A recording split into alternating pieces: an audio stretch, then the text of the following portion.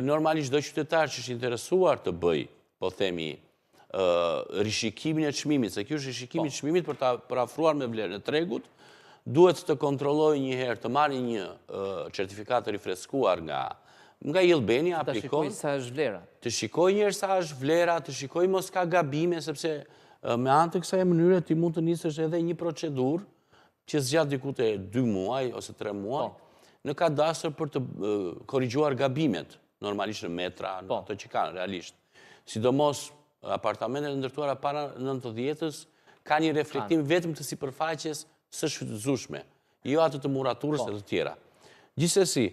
po një përshkrim të shkurtër që qytetarët që janë të interesuar,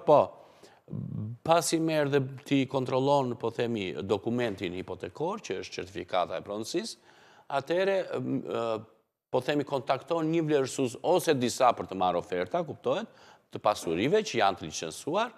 është faqja e ministrisë që i ka të publikuar kushdo që mund t'i gjejë. Po pra, që janë të licencuar dhe janë të regjistruar, kanë dhe numrat e kontaktit, sepse një qytetar mos ta di ku ta gjejë. Kështu që kollaj e gjen, kontakton, merr 2-3 oferta në qytetin ku është dhe pasi bëhet një raport të rivlerësimi,